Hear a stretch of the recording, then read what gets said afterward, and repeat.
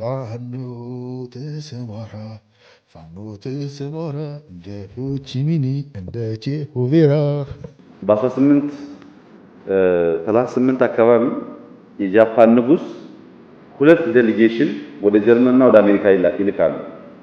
የተባለውን ይዘን ዛሬም ቆይታ ልናደርግ ነው። ታሪክ የምታውቁ ሰዎች ቪየትናም ጦርነት ስትጀምር አሜሪካ ድጋፍ ትፈልግ ነበር።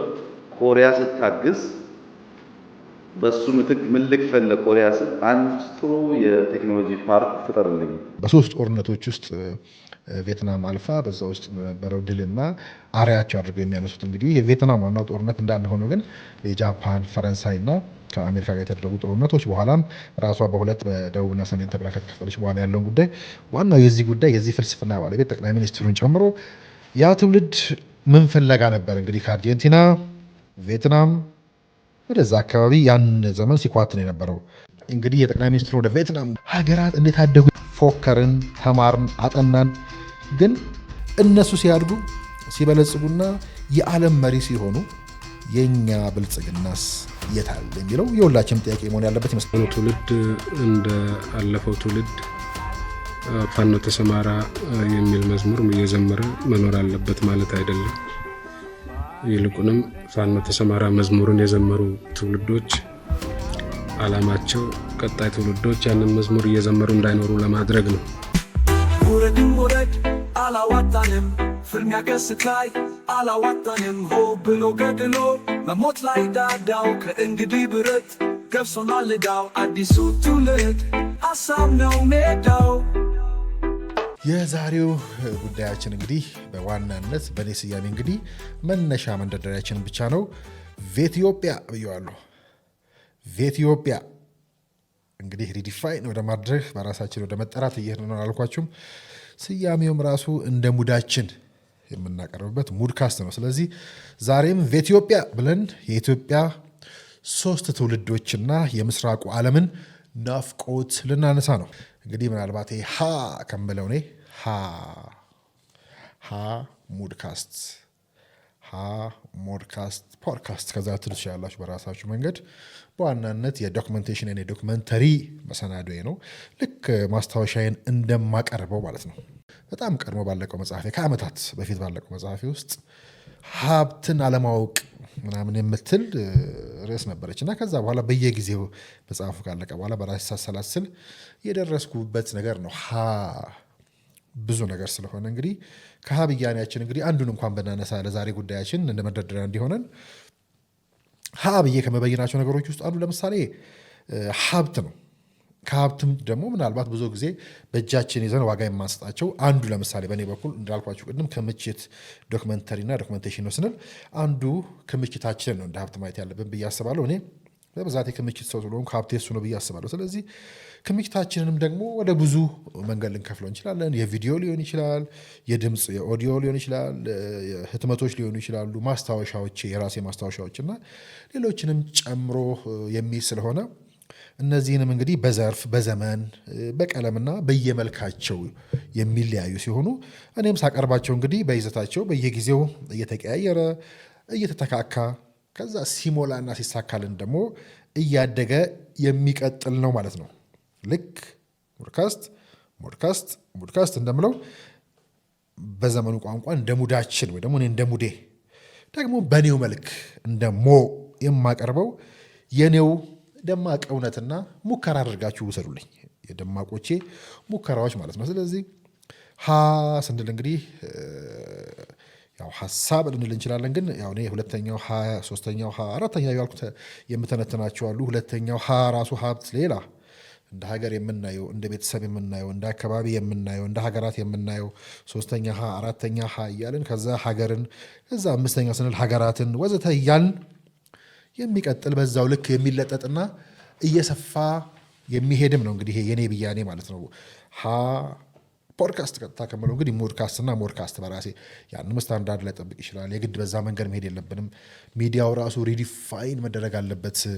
ሚዲያ ማስተማሪያ ብቻ ሳይሆን ሚዲያን ራሱ ማስተማሪያ ያስፈልጋል እንደሚባለው ሁሉ ለምሳሌ ሌላ ጊዜ የምንሄድበት ሞዲያ ብዬ ራሴ ሪዲፋይን ለማድረግ የሞከርኩበትም ጉዳይ አለ። ለማንኛውም ግን ይሄ ፖድካስታችን እንደ ማሟሟቂያ ሰሞኑን የምናደርገው በሙሉ የማሟሟቂያው አካል ተደርጎ ሊወሰድልን ይችላል። ከሀ አንዱ ወደፊት በስፋት የሚሄድበት ሀገራት ነው። አንዱ ሀገራችን ብቻ ሳይሆን ሀገራት ነው። ሀገራችን የእኛ ኢትዮጵያ ማናት? የእኛ ኢትዮጵያ የቷናት? የአብይ ኢትዮጵያስ በሚል እንግዲህ የሰራሁት አለ እሱም ወደ እናንተ የሚደርስ እሱም እንዲሁ ሀ ፖድካስት ውስጥ ሀገር የሚለው ውስጥ ኢትዮጵያ ውስጥ የሚካተት ነው። ዛሬ ግን ሀገራት እንዴት አደጉ በሚል ነው እንግዲህ ዛሬ በዋናነት ጉዞ ወደ ቬትናም ወደ እስያ የምናደርገው ማለት ነው። ምናልባት ከመሪው ጋር ተያይዞ በእሳቸውና በኛ በማቀው ልክ ማለት ነው ልዩነቱ ብዬ ማየው እሳቸውም ረክተው አያውቁም። በነገራችን ላይ በፍጹም የማይረኩ ሰው ናቸው። ግን የማይረኩት እየሰሩ የሆነ ነገር እንዲጀምሩና ጨርሰው ወደ ሌላኛው ስቴፕ እየሄዱ ነው እርካታቸው የሚገነቡት። እኔና መሰሎቼ ደግሞ ባለመርካት ጀምሮ ማቋረጥ፣ ጀምሮ አለመቀጠል፣ ጀምሮ አለመጨረስ የሚባል ነገር አለና አጉል የዘገየ ምኞቴ እንጂ በተለይ ሀ ፖድካስት እንደ ሙዳችን በእኔ መልክ የማቀርበው ጉዳይ ብዙ ላወራበት የምችለው ብርቄ ስለው ለምሳሌ ጠቅላይ ሚኒስትሩን አንዱ በጣም ብርቅ እንዲሆንብኝ ከሚያደርገው ነገር አንዱ በዚህ ረገድ ብዙ ሊሄድበት የምችለው ማለት ሀገራት እንዴት አደጉ፣ ሀገራችን እንዴት ትደግ ስንል በኋላ ጊዜ ካለኝ የቬትናምን ጉዳይ ካነሳን በኋላ ስጠቀልል ላነሳው ይችላሉ። ሌላ ጊዜም ሄድበታለሁ። በምንም አጋጣሚ በምንም መንገድ የማናገኛቸውን እድል ለእኔ ብቻ ሳይሆን ከእሳቸው ጋር ለሰሩ ሁሉ ሚኒስትርም ከመሆናቸው በፊት ሚኒስትርም ከሆኑ በኋላ ኦሮሚያ ላይም ሄደው አሁን መሪ ሆነው ልኡካን ቡድን ይዘው ሲሄዱ ሁሉ የምናየው በጣም ብዙ የሚተነተንና እንደ ትውልድ ምናልባት በህይወት ዘመኔ እሳቸው ባይሆኑ ሌላ ሰው ሊሰጠኝ የማይችለውን እድል ሁሉ ያገኘሁበትና ብዙ ላወራበት የምችል ግን በሽታ አለመርካት በሚል ሰበብ እና ስንፍና ሳይደርስ የቀረ ነው። ብዙ ላወራበት እችላለሁ ብዬ አስባለሁ። ስለዚህ ዛሬ የኔ ሀ ፖድካስት ወደፊት ደረጃውን ጠብቆ ሲቀጥል የምንሄድበት ጉዳይ እንደ ማሟሟቂ ከሚሰራቸው ጉዳዮች አንዱ ዛሬ ሀገራት እንዴት አደጉ የሚለው ሙሉ ለሙሉ ባንነካውም ወደ ቬትናም ተጉዘን መንደርደሪያችን ዛሬ እናቀርብና እየተመላለስኩ ይህንኑ አደምቀዋለሁ ማለት ነው።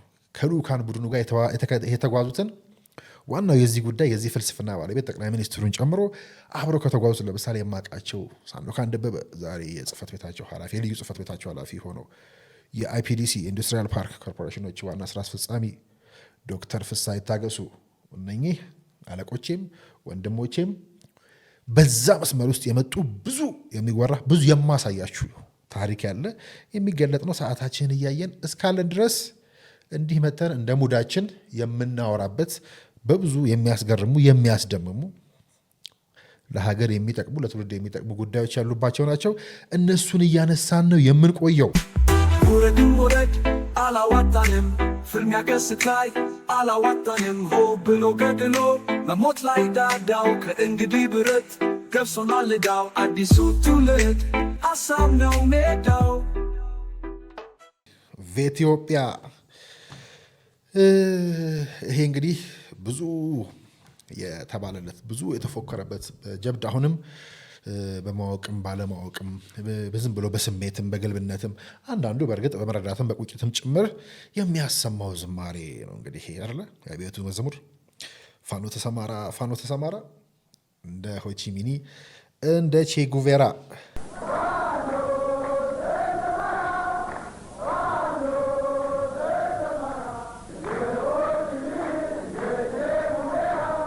እንግዲህ በአብዮቱ ዘመን ይሰሙ ከነበሩ እጅግ በጣም ሞራል ቀስቃሽ ሆኖ ዛሬ የእኛ ትውልድ ድረስ የተላለፉ ዝማሬዎች መካከል አንዱ ነው።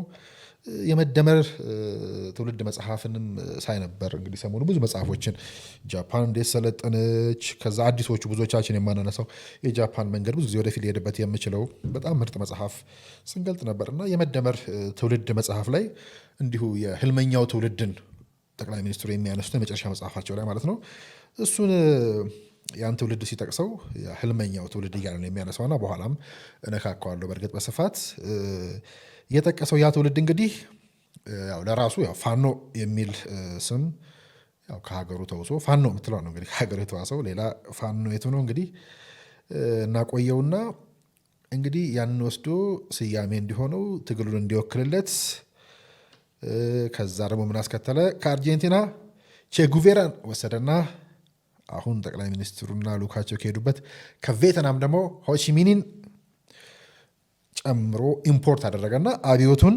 በዝማሬ በዚህ በምናውቀው ዝማሬ ያቀጣጠለው ማለት ነው። ፋኖ ተሰማራ እንደ ሆቺሚኒ እንደ ቼጉቬራ የሚለው ማለት ነው። ሁላችንም እንደ ብሔራዊ መዝሙር የሚደጋገምልን ማለት ነው። እና እንግዲህ ይህንን መዝሙር ተከትለን ወይ ደግሞ ይህንን የዛን ትውልድ መንፈስ ተከትለን ያኛው ይሄ ህልመኛው ትውልድ የምንለውን ዘመን የሰጠንን መዝሙር ተከትለን መጠየቅ ያለብን ወሳኝ ጥያቄዎች አሉ። ሁሉንም መመለስ ባይገባንም ቢያንስ የተወሰኑትን ዛሬ በጥንቃቄ ለመመለስ እንሞክራለን። እንግዲህ ያ ትውልድ ምን ፍለጋ ነበር? እንግዲህ ከአርጀንቲና ቪየትናም ወደዛ አካባቢ ያን ዘመን ሲኳትን የነበረው ፋኖ የሚለውንስ ስም የወሰደው ትርጉሙ ገብቶትና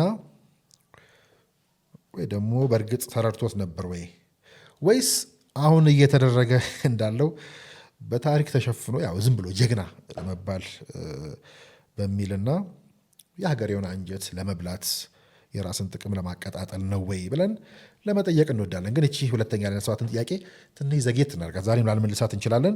እሷን ለተከታዮቻችን እንተውና ግን ወደ ዋናው ወደ ብዙ ጉዳይ ወደ ሶስቱም ዘመን የሚወስደንን የመጀመሪያው ወሳኝ ጥያቄ ቢያንስ በትንሹም ለመመለስ እንሞክራለን ዛሬ። ስለዚህ ያ ትውልድ እንግዲህ ከምስራቁ የሶሻሊስት ዓለም ያው ከእስያዋ ቪየትናም ማለት ነው እና ከታጋይዋ ከምትኮራበት ታጋይዋ ከሆቺሚኒ በትክክል የናፈቀው ያንን ሲወስድስ ምን ነበር የሚለውን እና ተያያዥ ጉዳዮችን ለመመለስ ትኩረታችን ዛሬ እሱ ላይ ቢሆን እመርጣለሁ። ስለዚህ በእርግጥ ወደ ምስራቁ ዓለም እንደዚህ በማማተር ያ ትውልድ በብዛት ቢነሳም ግን ያ ትውልድ የመጀመሪያ አልነበረም። በጠቅላላ የምስራቁ ዓለምና የኢትዮጵያ ግንኙነት ከጥንትም ወደ አክሱም ዘመንን ብንሄድ ከዛ ዘመን ጀምሮ የነበረ ጥንታዊ እንደሆነ በጣም በታሪክ መዛግብት በብዛት ያነሱታል። በመካከለኛውና እንግዲህ በዘመናዊ የሀገራችን ታሪክ ውስጥም የሩቅ ምስራቅ ብቻ ሳይሆን የመካከለኛው ምስራቅ ክፍልም እንዲሁ ጋር ያለው ዓለም አሻራ በስፋት የሚነሳና በግንኙነታችን ውስጥ ጎልቶ ሊታይ የሚችልና አዲስ ያልሆነ ነው።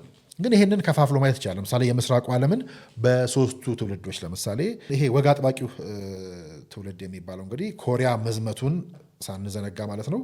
ከትውልዱ መካከል እንግዲህ ኢትዮጵያን ለማዘመን በምስራቁ ዓለም የስልጣኔ መንገድ ያው ወደ ምስራቁን ዓለም እንደ አርያ መወሰድ አለበት ብለው የሚያምኑ ለውጥ ናፋቂዎች ያኔም ጥቂት እንዳልነበሩ አስረግጦ ማለፍ ይገባል። እንግዲህ ጃፓናይዘርስ ወይም ደግሞ አጃፓኞች የሚባሉት ማለት ነው ያኔ እየተባሉ የሚጠሩት ያኔ ምሁራን ኢትዮጵያ የጃፓንን ፈለግ እንግዲህ ተከትላ መልማት እንደሚገባት በስፋት ጽፈዋል፣ ወትውተዋል።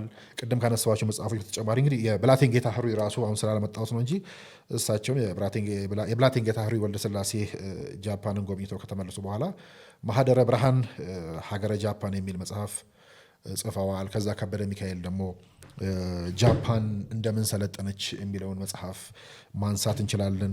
ብዙዎቻችን ስንጠቅሰው አልሰማም እንጂ የቅርብ ጊዜ ደግሞ በእኛ ዘመን ደግሞ የአሰፋ ማመጫ አርጋው መጽሐፍ ደግሞ የጃፓን መንገድ ቋሚ ጥቅም እንጂ ቋሚ ጠላት የለም የሚል የውጭ ጉዳይ ሚኒስትር ሰው ናቸው። በነገራችን ላይ አላቃቸውም እኔ ብዙ ግን እዛ ሄደው በትምህርት በቆዩበት ጊዜ ጥብስቅ ያለ መጽሐፍ እንዲሁም እሳቸው ሰጥተውናል በዚህ ዘመን። ይህንም ደጋግመን የምንሄድበት ጉዳይ ስለሆነ እናየዋለን። ስለዚህ እንዲህ ያሉ መጽሐፎች ይጻፉ ነበረ። ሌሎችም ምሁራን እንግዲህ ብርሃንና ሰላም ጋዜጣ ላይ እና ሌሎች ጋዜጦች ላይም በዘመኑ የነበሩ ጋዜጦች ላይም በብዛት ጽፈዋል፣ አሳትመዋል። ዛሬም ይጽፋሉ፣ ያሳትማሉ። ያው ሌላ ጊዜ የምንጠይቀው ቢሆንም ጃፓን እንደምን ሰለጠነች የሚል መጽሐፍና ጸሐፊ የሚመስጠንና የምናደንቅ ብንሆንም ለመሰልጠን የምንፈልግ ነን ወይ? እንዴት ሰለጠነች ብለው የጻፉትን ሰዎች ከማወደስ ባሻገር ለመሰልጠን ጉጉቱና ቁጭቱ አለን ወይ የሚለውም እንግዲህ በየመሃሉ ለራሳችን እየጠየቅን የምንሄደው ጉዳይ ነው። ጃፓን የሚገርም ታሪክ ያላት ሀገር ናት። እንደ ኮሪያ አይደለችም። ከጦርነቱ በፊት ትልቅ ሀገር ነበረች። በ1838 አካባቢ የጃፓን ንጉሥ 2 ዴሊጌሽን ወደ ጀርመንና ወደ አሜሪካ ይልካሉ። አንደኛው ዴሊጌሽን የእሳቸው ምክትል የንጉሱ ምክትል የያዘው ዴሊጌሽን 168 ሰው ይዞ ወደ ጀርመን ይሄዳል። ሁለተኛው ደግሞ ሶስተኛውን ሰው ይዞ 156 ሰው ይዞ ወደ አሜሪካ ይሄዳል። አሜሪካ ለመድረስ 1 ዓመት ከ6 ወር ፈጀባቸው። በዛ ጊዜ ቢስማርክ የሚባለው የጀርመን ገዢ በከፍተኛ ደረጃ ኢንዱስትሪ አብዮት የተያያዘበት ነው አውሮፓ ውስጥ። ከአውሮፓም ከአሜሪካም ተማሩና በከፍተኛ ፍጥነት አደጉ። ያኔዎቹ እንግዲህ ጃፓናይዘሮቹ ወደ ምስራቁ ሀገር ጃፓን እንዲያማትሩ ያደረጋቸው ምን ነበር? ያኔ እንግዲህ ያደረጋቸው ዋነኛው ሀሳብ እንግዲህ የኢትዮጵያና ጃፓን ለበርካታ ዓመታት በዘውዳዊ ስርዓት በኩል የቀጠለ ግንኙነት ያላቸውና የሚጋሩ መሆናቸው እንዲሁም ምዕራባውያን ተጽዕኖ ተቋቁመው የኖሩ ሀገራት ናቸው። ከዚህ በፊትም እሱም ያወዳጃቸዋል። ስለዚህ የኢትዮጵያ ስልጣኔ መንገድ ልክ እንደ ጃፓን ዘውዳዊውን ስርዓት ይሄ በስር ነቀል ለውጥ ገርስሶ ከመጣልና በሌላ አውሮፓዊ ስርዓት ያኔ ልክ በኋላ ሶሻሊስቱ እንደተከተለው ከመተካት ይልቅ የጃፓኑን የሽግግር አካሄድ መከተል ይሻላል፣ እሱ ያዋጣናል በሚል እሱን ታሳቢ ያደረገ ነበር። በዚህ ሉዓላዊነታችንና እንግዲህ ታሪካዊ ማንነታችንን አስጠብቀን ለመሰልጠን የጃፓንን መንገድ መከተል ግዴታ ነው፣ ተመራጭ ነው የሚል ነበር። ይህ እንግዲህ አስተሳሰቡ በኋላ ዘውዳዊን ስርዓት አዘምኖ ራሱ ነው የነበረውን የዘውዳዊ ንጉሳዊ ስርዓት አሰልጥኖ አዘምኖ ለማስቀጠል ያስብ የነበረ እንጂ ሀገሪቱ በመብት በማንነት እንዲሁም የእኩልነት ጥያቄ የሚያነሱን ወይ ደግሞ ብዙሃን እንደዚህ አይነት ጥያቄዎችን ግምት ውስጥ ያስገባ አልነበረም ነው የሚሉት እንግዲህ ምሁራኑ። የዓለምን ስርዓትና የወቅቱን አዝማሚያም በአግባቡ እየተነተነ አይደለም ነው የሚሉት ምሁራኖች። የማን ኢትዮጵያ የቷ ኢትዮጵያ እያልን እንግዲህ ወደ እናንተ ሲደርስ የምታዩት እዚሁ ተቀጥል ላይ ሆነው የነ ዋለልኝን ጥያቄ የነ ኢብሳን ከዛ ሎሬት በአቡነ ጴጥሮስ በኩል የሚያነሱት በስነ ጽሁፍ በኩል ከዛ ወደ ኢማም አህመድ ወደ ግራኝ ወደ አጼ ቴዎድሮስ እና ወደ አብይም እየመጣን የቷ ኢትዮጵያ የማን ኢትዮጵያ ስንል እነኚህ ጉዳዮች አብረው እየደመቁ የሚሄዱ ይሆናል። ለማንኛውም ከዛ የቀጠለው እንግዲህ ሁለተኛው ደግሞ ህልመኛው የምንለው ትውልድ የምስራቁን ዓለም ለአብዮትና ለሶሻሊዝም በሚል ሙጥኝ ያለ ነበረ። ይህንን ትውልድና ዘውዳዊን ስርዓት እንግዲህ ወይ ደግሞ ይህ ትውልድ በኋላ የመጣው ትውልድ ማለት ነው ዘውዳዊን ስርዓት የነበረው ንጉሳዊ ስርዓት ገርስሶ አብዮቱን ያቀጣጠለውና ህልመኛው ትውልድ ግራ ዘመም መባሉ እንግዲህ ሶሻሊስት ኮሚኒስት መባሉ ማርክሲስት ሌኒኒስትነቱ አብዮታዊ ዲሞክራሲ ሳይቀር እንግዲህ ቀጥታ ከምስራቁ ዓለም ወርሶ ያመጣቸውና ቀጥታ የገለበጣቸው ነበሩ። አሪያዎቹ በአመዛኙ እንግዲህ የምስራቁ ዓለም ሀገራትና ታጋዮችም ጭምር ነበሩ ስንነሳ እንዳየ ነው ማለት ነው። ከነዚህም ውስጥ እንግዲህ ፋኖ ተሰማራ እንደ ሆቺሚኒ የተባለለት የቪየትናም አብዮተኛ አሁን ጠቅላይ ሚኒስትሩና ልኳቸው የተጓዙበት ሀገር እና አብዮተኛዋ ይጠቀሳሉ ማለት ነው። ለዚህ ለሁለተኛው የህልመኛው ትውልድ ለምንለው ማለት ነው። ስለዚህ ቪየትናማዊ ሆቺሚኒ ትንሽ ስለሱ ማውራት ብንችል ይሄ በጣም በብዙ መንገድ በሶስት ጦርነቶች ውስጥ ቪየትናም አልፋ በዛ ውስጥ ለነበረው ድልና አሪያቸው አድርገው የሚያነሱት እንግዲህ የቪየትናም ዋናው ጦርነት እንዳለ ሆኖ ግን የጃፓን ፈረንሳይና ከአሜሪካ ጋር የተደረጉ ጦርነቶች በኋላም ራሷ በሁለት በደቡብና ሰሜን ተብላ ከተከፈለች በኋላ ያለውን ጉዳይ በተወሰነ መልኩ ይነሳል ስሙ። እሱንም ማየት እንችላለን። እንግዲህ ሀገሩ ከዩኤስ አሜሪካ ወረራ እንግዲህ ነጻ ስትወጣ ህዝቡን አስተባብሮ ነጻ ያወጣ ታላቅ ጀግና ነው ተብሎ በጣም ይወደሳል። እንግዲህ እንደ አውሮፓውያን አቆጣጠር 1890 ዓመተ ምህረት የተወለደው ሆቺሚኒ ገና ከልጅነቱ ጀምሮ እንግዲህ ከፈረንሳይ በኢንዶ ቻይና በተባለው ሰፊ ቅኝ ግዛቷ ላይ ማለት ነው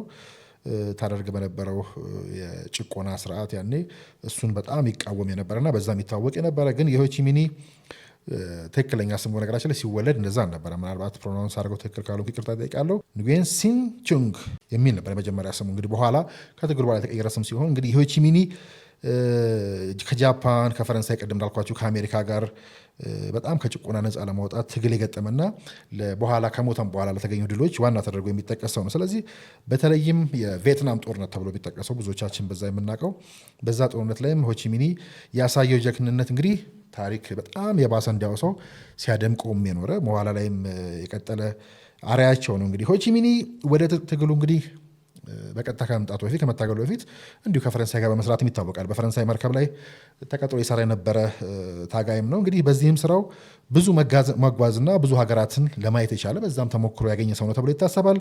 በፈረንሳይ የተመሰረተው የፈረንሳይ ኮሚኒስት ፓርቲ አባል የነበረው ሆቺሚኒ እንደ አውሮፓውያን አቆጣጠር 1923 አካባቢ ላይ ማለት ነው ሞስኮን በጎበኘበት ወቅት በሌኒን የአብዮት ሀሳብ ልቡ በጣም በመነሳሳቱ ወደ ቻይና ማለት ነው ደግሞ ወደ ደቡብ ቻይና ተጉዞ በስደት የሚገኙትን የሀገሩን ልጆች ማለት ነው ተቀላቅሎ እዛው በጋራ መተባበር 1930 አካባቢ ይመስለኛል ኢንዶ ቻይኒዝ ኮሚኒስት ፓርቲ አይሲፒ የሚባለውን አቋቋሙ፣ እዛ መሰረተ ማለት ነው። ከዛ በኋላ ነው እንግዲህ ወደ ሀገሩ በመመለስና ወደዛ ወደ ቪየትናም በመሄድ ቪየትናምን ከጃፓን ነፃ ለማውጣት ትግሉን ተቀላቅሎ ያቀጣጠለው ማለት ነው። ይሄን ነው እንግዲህ የልደት ስሙን በኋላ ይሄን እዚህ ያደረገው ትግሎች ተደማምረው ነው እንግዲህ ይታወቅበት የነበረው የልደት ስሙ ተቀይሮ እስከዛሬ አርማ ሆኖ ለብዙ ሀገራት የአብዮት ቀስቃሾች አርማ ሆኖ የቀጠለው ስሙ የተሰጠው ማለት ነው። ይህም ስሙ እንግዲህ ከተስፋ ከዚህ ከብርሃን የብርሃን ቀንዲል መሆኑን የሚገልጸውን ስም ለመስጠት የተገደዱት ማለት ነው። ሆ ቺ ሚን ይሉታል። ከዛ በኋላ እንግዲህ የሚለውን ስያሜ ከራሱ ከሀገሩ ልጆች የተሰጠው ማለት ነው። ስለዚህ የሀገሪቱንም ታሪክ የእሱንም የትግል ታሪክ ከዛ በዛ ሂደት ስናይ እንግዲህ በአንደኛ ዓለም ጦርነት ውስጥ ወይ ደግሞ የአንደኛ ዓለም ጦርነት ባለቀበት ጊዜ ብዙ ሀገራት ነፃ ሲወጡ የቪየትናም እንዲህ ነፃ ሀገር ናት ተብሎ ቢታወጅም እንግዲህ ከዛ በኋላ የፈረንሳይ ትግል ቀጠለ ማለት ነው። ፈረንሳይ ከቪየትናም ጋር የምታደርገው ትግል ቀጥሎ ፈቃደኛ ናት ቪየትናም ብላ ፈረንሳይ እውቅና ለመስጠት ለመልቀቅ አልፈቀደችም። እንግዲህ በዚህ ምክንያት ሌላ ረጅም 7-8 ዓመት የዘለቀ ጦርነት ከፈረንሳይ ኃይሎች ጋር ቪየትናም እነ ሆቺሚንን ጨምሮ ትግል ለመግጠም ተገደዱ ማለት ነው። ስለዚህ ወደ 8 ዓመታት ከፈጀ በጣም ከባድ ይባል የነበረ ጦርነት በኋላ ነው ፈረንሳዮች ለሰላም ስምምነቱ ከቪየትናም ጋር ማለት ነው እጃቸውን ለመዘርጋት የተገደዱት። እንግዲህ የፈረንሳይ ጉዳይ ከዛ በኋላ ቢፈታም እንግዲህ ቅድም እንዳነሳሁት ቪየትናምን ግን ወደ ሁለት ከመከፈል አላዳናትም ነበር። ስለዚህ ወደ ሁለት ተከፈለች። ሆቺሚኒም እንግዲህ የሰሜኑ ክፍል የሰሜኑ ቪየትናም መሪ ፕሬዚዳንት ሆኖ ቀጠለ ማለት ነው። ግን ያው ለሆቺሚኒ ይሄ የሚዋጥለት አልነበረም። ስለዚህ የሀገሩን አንድነት በጣም አብዝቶ ለሚናፍቀውና የብርሃን ቀንዲል ሁለት ቪየትናም የሚባል ነገር ሊዋጥለት የሚችል አይደለም። ኮሚኒስት ሆኖ ቪየትናምን አንድ ለማድረግ ወደ ደቡብ ቪየትናም ክፍል ላይ ጦርነት ከፍቶ ተዋጋ ማለት ነው። እንግዲህ ይህን የኮሚኒስት ኃይሎች መስፋፋት ያሰጋኛል ያለችውና በኋላ የሚጠቀሰው የቪየትናም ጦርነት ተብሎ የሚጠቀሰው እና አሜሪካ የገቡበት አሜሪካ ከደቡቡ ወገን ተሰልፋ ጦርነት የተከፈተበት ጊዜ ነው። ሆቺሚኒ ግን ያው በኋላ ጀግንነቱን እንዲያደምቅ ያደረገው ለአሜሪካ ጭምር እጅ የሚሰጥ አለመሆኑና ምንም እንኳን እንደ አውሮፓውያን አቆጣጠር ያው ቢያልፍም ማለት ነው ሴፕቴምበር 2 ቀን 1969 ዓ.ም ነው ህይወቱ ያለፈው። ግን እሱ ያቀጣጠለው አብዮት ፍሬ አፍርቶ ሀገሩ ቪየትናም ጠላቷን አንገት አስደፍታ ነፃነቷን ልትቀዳጅ በቅታለች ማለት ነው። ስለዚህ ያ ትውልድ አባላት ወይ ደግሞ የዛ ትውልድ አባላት ወደኛ ስናመጣው ጉዳዩን ስለ ሆቺሚኒ ትንሽ ያህል ካልን ቪየትናም ላይ ያማተሩት ወይ ደግሞ ሆቺሚኒ የናፈቁት ያንን መዝሙር የዘመሩና ያዘመሩት ለአብዮተኝነቱ ወይ ደግሞ የናፈቁትም ከሱ ከነ ሆቺሚኒ ከቪየትናም አብዮተኝነቱን ነበር ማለት ነው። ስለዚህ ጭቁኑን ህዝብ ነፃ ለማውጣት የኢምፔሪያሊስቶችን ወይ ደግሞ የቅኝ ግዛት ቀንበር ለመሰባበርና በሀገሪቱ ሶሻሊስታዊ ስርዓት እናስፍን በሚልና ያንንም ለማስፈን ነበር እንግዲህ የፋኖ ተሰማራ አቀንቃኝ ትውልድ እንግዲህ የሆቺሚኒ ናፍቆት የሀገር እድገትና ብልጽግና ሳይሆን የመብት ተሟጋችነት እንደነበር ያሳያል። ለዚህም ለምሳሌ የዛን ዘመን ከነበሩ አሁን መሪዎቹን እየጠቀስን ብናይ ከነፍሳቸውን ይማርና የቀድሞ ጠቅላይ ሚኒስትር አቶ መለስ ዜናዊ ብንጠራ እንግዲህ እሳቸውም የዛ ትውልድ አባል የነበሩ ግን በአንድ ወቅት እሳቸው ያሉትን ሀሳብ ማንሳት ያስፈልጋል። ፋኖ ተሰማራ መዝሙር የዘመሩ ትውልዶች አላማቸው ቀጣይ ትውልዶች ያንን መዝሙር እየዘመሩ እንዳይኖሩ ለማድረግ ነው። ትውልድ እንደ አለፈው ትውልድ ፋኖ ተሰማራ የሚል መዝሙር እየዘመረ መኖር አለበት ማለት አይደለም። ይልቁንም ፋኖ ተሰማራ መዝሙርን የዘመሩ ትውልዶች አላማቸው ቀጣይ ትውልዶች ያንን መዝሙር እየዘመሩ እንዳይኖሩ ለማድረግ ነው። ይህ ማለት ግን አዲሱ ትውልድ ካለፈው ትውልድ የሚማረው ነገር የለም ማለት አይደለም። እያንዳንዱ ትውልድ የየራሱን ታሪክ ነው የሚሰራው። የሌላው ታሪክ ሊደግም አይችልም። የአሁኑም ትውልድ ያለፈውን ትውልድ ታሪክ ሊደግም አይችልም፣ ሊደግምም አይገባውም ነው እንግዲህ የሚሉት ጠቅላይ ሚኒስትር መለስ ዜናዊ። እንግዲህ እንደሳቸው እምነት እንደሳቸው ገለጻ ከሳቸው ሀሳብ የምንወስደው እኛ እንግዲህ የዘመርንበት ወይ ደግሞ የዘመንለት ጥያቄ መልሰን ወይ ደግሞ ያ ጥያቄ ያ ትውልድ ማለት ነው የዘመርለትን ጥያቄ መልሶ ዳግም እንዳይዘምረው ያሉን ፋኖ ተሰማራ የተዘመረው ጭቆናን ለመታገል ብቻ ስለነበረና እንደነበረም ከሳቸው መረዳት እንችላለን። ይሄን እንግዲህ ፋኖ ተሰማራ የተባለውን ለብልጽግናና ለእድገት ቢሆን ኖሮ የተዘመረው እሳቤውም የወረስንበትን መንገድ ከዚህ ነፃ ከመውጣት ለትግል ከመጠቀም ባሻገር የብልጽግናና የእድገት ትልሞቻችንን በሙሉ የያዘና ለዛም ስንል የወረስነው ቢሆን ኖሮ መዝሙሩ ምናልባት ኤክስፓየር ዴት ሳይኖረው ወይም ደግሞ ኤክስፓየርድ ሳያደርግ ከትውልድ ትውልድ በቅብብል ሊዘመር ይችል ነበር። ዘመን አመጣሽ ሳይሆን ዘመን የማይሽረው መሆን ይችል ነበረ። እንደየዘመኑ ለምትቀያየረው ዓለም አድርገን ወስደነው ቢሆን ኖሮ ያው ብዙ ዝርዝሩ ሳንመግባት በቀጣይም ስለምንሄድበት እንጂ እኛ የወረስነው ዛሬም የምንዘምረው የተመለሱ ጥያቄዎችን እየሄድን ስለሆነ ወደ ለውጡ መንግስት ፓርቲና ስርዓት አቅጣጫዎችና የተቀመጡ ነጥቦች ስንመጣ ጉዳዩ ግልጽ እየሆነ የሚሄድና በየራሳችንም ግን ስነሳ ለራሳችን እንተው ወዳልኩት ወደ ሁለተኛው ጥያቄ የሚወስደንና ዛሬ ሀገራችን ላይ የሚካሄዱ ትግሎች ራሱ ይህንኑ ለማቀንቀን ይህንኑ ለመድገም በዚህ መዝሙር ለማደንዘዝ የሚሞከርባቸው መሆናቸው በራሱ ሲታሰብ ብዙ የሚነግረን ነገር አለ። አዲሱ ትውልድ ሀሳብ ነው ሜዳው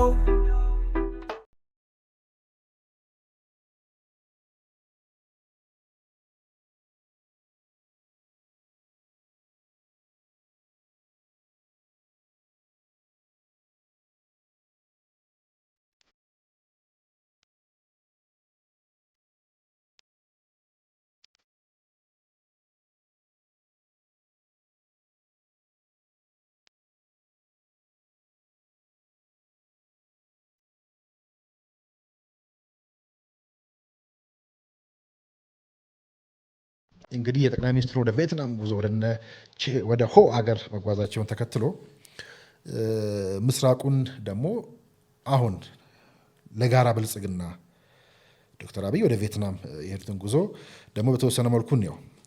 እንግዲህ ጠቅላይ ሚኒስትሩ እንደምታውቁት ወደ ቪየትናም በአቻቸው በሆኑት በፋም ሚንቺን ግብዣ ነበረ በቪየትናም ታዘጋጅ በነበረው በዋናነት በእሱ አዘጋጅ በዋና ከተማዋ ሃኖይ ይካሄድ በነበረው ደግሞ ተከታታይ 4 ቀናት በተካሄደው አራተኛው ትብብር ለአረንጓዴ ልማትና ዓለም አቀፍ ግብ ስብሰባ ላይ ለመካፈል ወደ ቪየትናም ያመሩት አሁን ተመልሰዋል። ስለዚህ ሶስተኛው ትውልድ ወደ ምስራቁ ዓለም አቅንቶ መጥቷል ማለት ነው። ይህ በነገራችን ላይ ታሪካዊም ነው። የመጀመሪያ ያደርጋቸዋል። ባለፉት 50 ዓመታት ወደዛ የሄዱ የመጀመሪያ መሪ ይመስሉኛል። ጠቅላይ ሚኒስትሩ ከቪየትናም አስቀድሞ እንደምናውቀው ምስራቁ ላይ ብቻ እንኳን ያሉትን ጉዳዮች ብናይ ከፓኪስታን፣ ከቻይና፣ ከሩሲያ፣ ከህንድ ከብዙ ከነ ኮሪያንም ጨምሮ ከብዙ የምስራቁ ሀገራት ጋር ጥብቅ የዲፕሎማሲ ግንኙነት መስርተዋል። እንግዲህ አሁን በጋራ የምናውቀውን እያነሳው እንጂ በዚሁ መጀመሪያ ከድህነቱ የከፋው ድህነት ላለማወቅ ሀገራትን ሀብትን እያልን ስንዘረዝር ወደዛም ሲሄድ በተጨባጭ የማነሳው መሪ ከመሆናቸው በፊት ይከተሉት የነበረውን ፈለግ በብዛት ሌላ ጊዜም የማነሳውና የሚሄድበት ይሆናል። አብረው የተጓዟቸው ለምሳሌ ያሳደጓቸው ልጆቻቸው ዛሬ እነኛ ሴክተሮች ጀምሮ ያሉትን ሰዎች ጭምር አነሳላችኋለሁ። ቅድም ስነሳ ያልኩት እነኚህን ጭምር ሆኖ ግን በኋላ ጠቅላይ ሚኒስትሩ በኋላ የብሪክስ አባል የሆኑበትና እዛ ውስጥ ደግሞ ያሉትን ሀገራት እንደገና አክሏቸው ትልልቆቹን ግዙፎቹን የዛው አካባቢ ሀገራትን ምስራቁን ብቻ እንኳን እያየን ስለሆነ ዛሬ ማለት ነው። ስለዚህ እሳቸው የሚመሩት የልዑካን ቡድን እንግዲህ ወደ ምስራቁ ዓለም በተደጋጋሚ በመጓዝ የልምድ ልውውጥ እያደረገ ነው። ይሄ ልምድ ልውውጥ ግን በአግባቡ አልተነገረም። በቁጭት በኋላ ምን የእሳቸው ቁጭት እንዳለ ሆኖ እኔም ደግሞ በሙያዬ በሚዲያ ቁጭት የማነሳውና ይህ የቀደመ ተሞክሯቸውን በተከታታይ እያነሳ ነው እያደመቅ ነው እንሄዳለን። ከመሪነታቸውም የቀደመ መሆኑ በመሪነታቸው ዘመኖች ሁሉ እንዲያደርጓቸው የነበሩ ነገሮች ምንድናቸው አንድምታቸው የሚለውንም የሚገልጽ ስለሆነ ማለት ነው። ስለዚህ ከቀደሙት ትውልዶች ምን የተለየ ናፍቆት አለን ብለን መጠየቅ አለብን። ምን ፍለጋ ነው አሁንስ ወደ ምስራቅ የምናማትረው? እንደ በግ አጥባቂው ትውልድ የምናስጠብቀው ዘውድና የምናዘምነው ስርዓትስ ኖሮን ነው ወይ? አለ የምንጠብቀው የምናዛው ዘውዳዊ ስርዓት ይጠበቅልን ብለሱ ነው። ያኔ ከጃፓን ያንኑ ሰር ሲል እናሰልጥ ነው ራሱ ዘውዳዊ ስርዓት ሲል እንደነበረው ወደዛ የምንሄደው እሱን ለማስጠበቅ ነው። እነሱ ጠቅሟቸው ያስቀጥላል። ለምሳሌ እነ ጃፓን ያኔ እንደተጠቀስኩት በሜጃይ እንደዛ አይነት ስርዓት አለ ነው ወይ? ልክ እንደ ህልመኛው ያ ትውልድ ደግሞ የርዕዮተ ዓለም ዝምድናና ልክ የአብዮተኛ አሪያ ፍለጋ እንዳነሳ ናቸው እነ ቼ ጉቬራ እና ሆቺሚኒን እንዳነሳ ነው እንደዛ አሪያ ፍለጋ ነው ወይ ብሎ በጣም መጠየቅ ተገቢ ይሆናል። ዝም ብሎ ተጉዞ ተመለሱ ሄዶ መጡ ምናምን ከሚለው ባለፈ ማለት ነው። ስለዚህ እዚህ ላይ የተወሰኑ ነጥቦችን አክዬ ምናልባት የዛሬን ቆይታ ልናጠቃልል እንችላለን።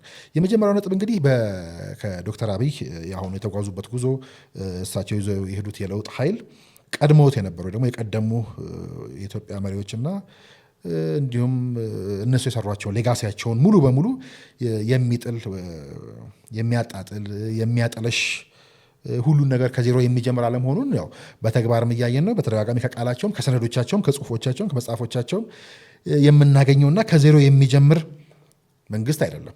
ያ ብቻ ሳይሆን ለቀደሙት እውቅናም ጭምር በመስጠት ይታወቃል። የጀመሩት መልካም ነገር ካለም አለ፣ በእርግጥም እሱንም ያስቀጥላል፣ ማስቀጠል ያምናል፣ እያስቀጠለም ነው። የሚቀሩትም እየተሟሉ የሚሄዱ ይመስለኛል። የጎደላቸውን ደግሞ ይሞላል ማለት ነው። እሳቤውም እሱ ነው። እንዲህ ያሉ ጉዳዮች ብዙ ማንሳት ብቻ፣ ለምሳሌ የህዳሴ ግድብን በጣም ማንሳት ይቻላል። በኢትዮጵያ ፖለቲካ ውስጥ እንዲህ ይህንን ማስቀጠሉ ማስጨረስ ቀላል ነው ወይ ካላችሁ በጣም ከባድ ነው። በኢትዮጵያ ፖለቲካ ባህል ውስጥም አልተለመደም። ብዙ የዲፕሎማሲ ጫናዎች የነበሩበት ነው። ግን ያኛው ጠቃሚ የነበረና የሚጠቅም በመሆኑ ያንን በማስቀጠል ይታወቃል። የህዳሴ ግድብ እንዳነሳ ነው እንደ ቀላል የሚታይ ግን ቀላል ያልሆነ ህያው ምስክር ነው። ስለዚህ በትውልድ ቅብብልና ወይ ደግሞ ወረቶችን ወረት ማካበት የሚሉት አለ እሳቸው መደመር ላይ በጣም ግሩም ሀሳብ በዛ የሚያምን ነው። ስለዚህ ከወግ አጥባቂውም ከህልመኛውም ትውልድ ብዙ ነገር የተማረና እሱን ለመደመር የሚሞክር ነው ማለት ነው። ካለፉት በጎን የማስቀጠል ጥፋቱን የማረም አቋምም አቅምም ያለውና እሱንም እያደረገ ያለ ነው። እንግዲህ እንደ ፓርቲም ደግሞ ፓርቲያቸውን አሁን ብልጽግና የሚባለውን ፓርቲ ብንወስድ በሰነዱ ጭምር አስቀምጧቸው የምናገኛቸው ጉዳዮች ምንድነው? ለመለስ የምንፈልገው ምንድነው? ይሄ ዘመን የሚጠይቀው እንዲህ ያሉ ግንኙነቶችስ ወዴት ምንድነው የሚፈልጉት ስንል ከፓርቲው ሰነዶች ጭምር የምናገኘው ነው። እና ፓርቲውን ስናይ ራሱ እንደ ስር ነቀል ለውጥ እንደ አብዮተኛ የሚያይ አይደለም። የለውጡን ጥንስስ አሁን የደረስንበትን የለውጥ ጥንስስ መቁጠር የሚጀምረው ራሱ ከተማሪዎች ትግል ከአብዮቱ ጀምሮ ነው። እና እንደ ፓርቲው አገላለጽ ከሆነ ቃል በቃል ራሱ ብናይ የኢትዮጵያ ሕዝቦች በአራት የትግል አጀንዳዎች ዙሪያ እየተሰባሰቡ እድሜ ዘመናቸውን በጽናት ታግለዋል ብሎ ነው የሚያነሳው። እንግዲህ እነዚህ ምንድናቸው ካልን በመሬት፣ በማንነት፣ በዲሞክራሲ፣ በእድገትና የብልጽግና አጀንዳዎች ዙሪያ እየተሰባሰቡ ነበር ነው የሚለን። እንግዲህ ኢትዮጵያውያን በእነዚህ አጀንዳዎች ውስጥ ሆነው ተሰባስበው ነው እንግዲህ በርካታ ጥያቄዎችን ያነሱት። ከጥያቄዎች ውስጥ ገሚሶቹ በከፊል ተመልሷል፣ ያው እያየ እንዳለ ነው። ቀሪዎቹ ደግሞ ያው በዘመናት በታሪክም የምናውቀው እያየን ያለ ነው። ባለፍንበትም ስርዓት ውስጥ እንደምናየው የሚቀሩ አሉ። የሚቀሩት ደግሞ በአመራሮች ቀሪዎቹ የሚባሉት ደግሞ በአመራር ችግር እየከሸፉ ከዘመን ዘመን ሲንከባለሉ ቆይተው ዛሬም ከኛ የአመራር ትውልድ ፊት ቆመዋል ወይ ደግሞ ደርሷል ብሎ ያምናል። በኢትዮጵያ ሕዝቦች ትግል ታሪክ ውስጥ እንግዲህ በከፊል ከተመለሱ ትግል አጀንዳዎች መካከል የመሬት ጥያቄ በቀዳሚነት ይጠቀሳል። በኢትዮጵያ የትጥቅና የፖለቲካ ትግል ዘመን እንግዲህ በሁለተኛና ሶስተኛ ደረጃ ከፊል ምላሽ ያገኙና በስሱ የተነካኩ አጀንዳዎች መሆናቸው እናያለን። ካስቀመጥናቸው አራቱ አጀንዳዎች ማለት ነው። የብሔር ጥያቄና የህዝቦች የመበልጸግ ፍላጎቶች ቀጣዮቹ ናቸው። እንግዲህ የቀደመው ወይ ደግሞ የቀደሙት ትውልዶች ማለት ነው ለለውጥ ለእድገትም ሆነ ለመብት መታገላቸውንም ጨምሮ ማለት ነው ወደ ምስራቁ ዓለም አጋር ፍለጋ ማማተራቸውን የአሁኑ የለውጡ መንግስት የአብይ መንግስት የፓርቲው ሰነድም ጭምር እውቅና ይሰጣል ማለት ነው። ጃፓናይዘሮችም ይሁኑ ካፒታሊስቶቹ ፋኖ ተሰማራዎችም ይሁኑ እንግዲህ እንዳያልፉት የለሞች ወቅቱ የጠየቃቸውን ወይ ደግሞ በወቅቱ ይጠይቅ የነበረውን የመሬት የማንነትና የዲሞክራሲ እንዲሁም የእድገት ጥያቄዎችን አንስተው መታገላቸውን ትግል መጀመራቸውን እንደ በጎ ጅምር ያየዋል። ነገር ግን ብለን መጠየቅ አለብን። ነገር ግን ብለን ሁለት ነጥቦችን ለምሳሌ እናንሳ። የቀደመውን ሁሉ እንደ በጎ ጅምር ያይና ግን ደግሞ ማጠየቅም ይገባል፣ ይጠይቃል። ትግሉ ምን አፈራልንም ይላል ማለት ነው። እንግዲህ እነ ዶክተር አብይ አህመድ ማለት ነው የለውጥ ኃይሉ ይጠይቃል። ጃፓን ሄደን፣ ቻይና ተመላልሰን፣ ኮሪያ ዘምተን፣ ምስራቅ ጀርመን ሞስኮ ተምረን፣ ሆቺሚኒ ብለን፣ ሌኒን ብለን፣ ማርክስ ብለን፣ ማኦ ብለን፣ ጃፓናይዘር፣ ማርክሲስት፣ ሌኒኒስት፣ ሶሻሊስት፣ ኮሚኒስት ብለን እንትን ብለን ምን አመጣን ብለው ይጠይቃሉ ማለት ነው። በጠቅሉ ስናይ እንግዲህ ልክ ይሄ ጠቅላይ ሚኒስትሩ በተለያዩ መድረኮች ላይ ሲያነሱ እንደምሰማው ስለዚያም ትውልድ ሲያነሱ ሁሉንም ስርዓት እውቅና ሲሰጡ እንደነበሩ ሁሉ ያጠይቃሉ። ስርዓቱንም ይከተሉ የነበረ አይዲዮሎጂ ከኛ ጋር ምንድን ነው የሚያገናኛቸው በሚል እንዳልኳችሁ ከመጡበት ዘመን ጀምሮ ከዛም በፊት ጭምር የሚያደርጉት መሆኑን እንግዲህ በተከታታይ እናየዋለን ስላችሁ ወደዛም ዘመን ሄደው የእነዚህ ሀገራትን የእድገት ሚስጥር የሚመረምሩ ልምድ እንድንቀስም ለብዙዎች እድል የሚፈጥሩበት ነበረ። ግን ለማንኛውም እዚህ ጋር ይሄን ጥያቄ ካነሳም በኋላ ምናልባት ልክ አንድ የዛ የፈረንሳዩን ደራሲ ምሳሌ እዚህ ጋር በትንሹ ብናክል ይብልጥ ጉዳያችንን ሊያጠራው ሊያጠናክረውም ሊያጠይቅልን ይችላል ብዬ አስባለሁ። እንግዲህ ያኔ ያው ታላቋ ሶቪየት ህብረት በኮሚኒስትነት ዘመኗ ማለት ነው አንድ የፈረንሳይ ደራሲ ወደ ሞስኮ ይሄዳል፣ መሄድ ፈልጎ ይሄዳል እና ከተማውን ሲጎበኝ በየመንገዱ የታሰሩና የተረሸኑ ዜጎችን እዚህም እዚያም ምናምን ያያልና ከዛም በኋላ አዝኖ ቅሬታውን ለአስጎብኚው ገለጸ ማለት ነው። ሩሲያዊ አስጎብኚም እንግዲህ የዛን የፈረንሳዊ ቅሬታ ከሰማ በኋላ ያው እንቁላል ፍርፍር ለመስራት ከፈለክ እኮ በቅድሚያ ቅርፊቱን መስበር አለብህ ይለዋል። ይሄኔ ደራሲውም ልክ ነህ፣ እዚህም የቅርፊቱ ስብርባሪ ይታየኛል፣ ግን እንቁላል ፍርፍሩ የታል ብሎ እንደጠየቀው አይነት ማለት ነው። ሄድን እዛ አይደለ? ጃፓን ሄድን፣ ቻይና ተመላለስን፣ ኮሪያ ዘመትን አይደለ? ሌኒን አልን፣ ሆቺሚኒ አልን፣ ቼኮቬራ አልን፣ ማውን ጠቀስን፣ ማርክሲስት ሌኒኒስት አልን። ግን ምን አመጣን ምን አፈራልን ብሎ መጠየቅ ያስፈልጋል። ደራሲው ልክ እንደጠየቀው ልክ ነው፣ ቅርፊቱ ይታየኛል እዚህም፣ ግን እንቁላል ፍርፍሩ የታለ ብሎ እንደጠየቀው ማለት ነው። ስለዚህ የነ ዶክተር አብይ ኃይል ወይ ደግሞ ወደዛ ወደ ቪየትናም የተጓዘው ኃይል እሳቸው የሚመሩት የለውጥ ኃይል ጥያቄ ተመሳሳይ ነው ማለት እንችላለን። ስለዚህ ወደ ምስራቁ ብዙ ተመላለስን፣ ጎበኘን፣ ፎከርን፣ ተማርን፣ አጠናን። ግን እነሱ ሲያድጉ ሲበለጽጉና የዓለም መሪ ሲሆኑ የኛ ብልጽግናስ የታል የሚለው የሁላችንም ጥያቄ መሆን ያለበት ይመስለኛል። ስለዚህ መመላለሳችን፣ ናፍቆታችን፣ ማማተራችን ምን ሰጠን ብሎ ይጠይቃል። ስለዚህ የአሁኑ ትውልድ ወደ ምስራቅ ፊቱን የሚያዞረው ለርዕዮተ ዓለም ሳይሆን ስርዓት ለማስቀጠል ሳይሆን መሪ ለመፈለግም ጭምር ሳይሆን ለለውጥና ለብልጽግና መሆኑን ማስመር ያስፈልጋል። አሁን የተያዘው ትግል በራሱ ከዚህ አንጻር ስንመረምረው አስቂኝ ስለሆነ ትግሉ ወደፊት የሚሄድ የሚመስል ትግል የሚመስል ግን ወደ ኋላ የሚጎትት እነሱንም ሀገርን ማሸናፊ የማያደርግ ዘመኑንም የሚጠይቅ ነው ወይ ብለን ማጠየቅም ተገቢ ነው። በዚህ ጉዞም በዚህ ሀሳብ መነሻነት ማለት ነው። ስለዚህ ከእያንዳንዱ ጉብኝት ጎን ለጎን የልማት ጥያቄዎችና የቴክኖሎጂ ሽግግር ጥያቄዎች ይቀርባሉ ማለት ነው።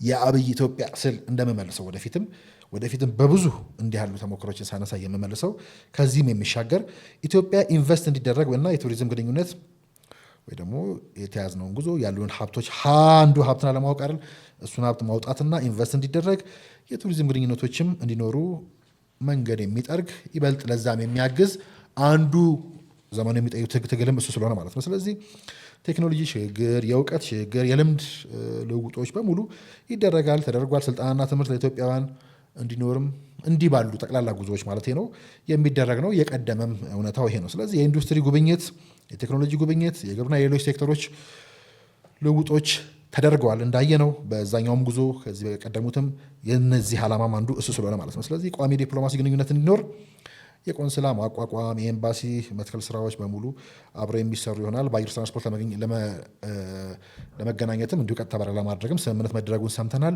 እነኚህ ሁሉ ጥቅሞች ከመሰል ጉዞዎች ውስጥ የሚገኙ ናቸው። ይህ ሁሉ እንግዲህ ወደ ምስራቁ ማማተር ኢትዮጵያን ከምስራቁ እድገትና ብልጽግና ለማቋደስና የቀጣዩ ዘመን መሪ እንድትሆን እንጂ ዝም ብሎ ለይስሙላ ወይም ለአንድ አጀንዳ ብቻ አይደለም ብዬ የምናገረው የፓርቲው ሰው ፖለቲከኛም ስለሆንኩ ሳይሆን እንዳልኳችሁ በተደጋግመን ስንመጣ የምንመረምረው በብዙ የሚተነተን መሰል ጉዞ መሪ ከመሆናቸው ሚኒስትር ከመሆናቸው የቀደመ ተሞክሯቸውና በሳቸው መንገድ ውስጥ ደማቁ መስመር ይሄ ስለሆነ ማለት ነው። ስለዚህ የአሁንም የዶክተር አብይ የምስራቅ ጉዞዎች ዓላማ ወይ ደግሞ የአሁኑን ጨምሮ የቀደሙት የምስራቅ ጉዞዎቻቸውንም ብናይ ምናልባት የኢትዮጵያ ሕዝቦች እድሜ ዘመናቸውን በጽናት የታገሉላቸውን 4 ያሏቸውን አጀንዳዎች በፓርቲም ደረጃ የመሬት፣ የማንነት፣ የዲሞክራሲ፣ የእድገትና የብልጽግና አጀንዳዎችን ሙሉ ለሙሉ በመመለስ የተፈራች ሀያል ሀገር ለሚቀጥለው ትውልድ ለማውረስ መሆኑን ከእሳቸውም ጉዞ ከምናውቃቸው እሳቸውም የምናገኘውና የምንረዳው ነው። ነገር ግን ይህ እንዳልኩት የእሳቸው የቀደመ በብዙ የሚተነተን እኔ ብርቅ ነው ብዬ ሳነሳ በብዙ የማነሳው አብረው የተጓዙ ሰዎችስ እንዲያሉ ጉዞዎቻቸውን በአግባቡ ይረዱታሉ ስናጠይቅ እንዳልኩት በቀጣይ ደግሞ ተከትዬ ከተጓዦቻቸው ለምሳሌ የነ ሳንዲን እና የነ ፊሽን ተከትዬ ግምገማ በፈረንጅ ምድር የሚል በጣም አንደኛው መጽሐፍ ውስጥ ያለ የምወደው ርዕስ አለና እንዲህ ልጆቻቸው ከሀገር ስንወጣ ያለው ግብግብ ከዛ ሀገር የሆነ ነገር ይዞ ለመምጣት የሚደረግ የነበሩ ሙከራዎች ለመዝናናት ለመዘነጥ ሳይሆን የተመጣው የሆነ ነገር ለመውሰድ ነውና ሪፖርት የታል ተብሎ የምንጠየቅበት በመጽሐፊ ውስጥ በተወሰነ መልኩ እንደጠቀስኩትና በቪዲዮ ማሳያዎች ደጋግመን እንደምናየው እንዲህ ያሉ ጉዞዎች ዓላማቸው ምን ነበር? የቀደሙ ነበሩ። ከጉዞ መልስ እንደ ግዴታ በተቋማችን ደረጃ ይጠበቁብን የነበሩ በተወሰነ ደረጃ ቪዲዮ አጋርቻቸው አውቃለሁ መሰለኝ። ከምሽት ውስጥ ብዙ ማሳያዎችን ማስረጃዎችን ወደዛ የተጓዙ ስልጣን ላይ የሌሉ የማታውቋቸው ስም የሌላቸው ብዙ ያፈሯቸው የአምባው ሰራዊቶች የአብዩ አምባ ሰራዊት የምላቸው ውስጥ በስፋት የምንጠቅሳቸው እንግዲህ በዚህ ውስጥ እንግዲህ ቀጣይነታቸውን ለጸብ አለመመኘታቸውን ሰዎችን በአግባቡ ማብቃታቸውና ከምንተችባቸውና ከምናለቅሰው ባሻገር በብዙ የገዘፉ የሚጠቀሱ ልምዶችንም ጭምር ወደፊት የምናይበት ይሄ ሙድካስት እንደ ሙዳችን ስናወራ እኛን የሚመስል ነገር ሳመጣ የማጋራት ኃላፊነትም ስላለብን ጭምር የማጋራበት ቅድም እንዳልኳችሁ ለምሳሌ የአብረው ከተጓዙት ውስጥ አንዱ አሁን የአይፒዲሲን የሚመሩት የኢትዮጵያ ኢንዱስትሪያል ፓርኮችን ስራ አስፈጻሚ የሆኑት ዶክተር ፍስሐ የታገሱ ናቸው።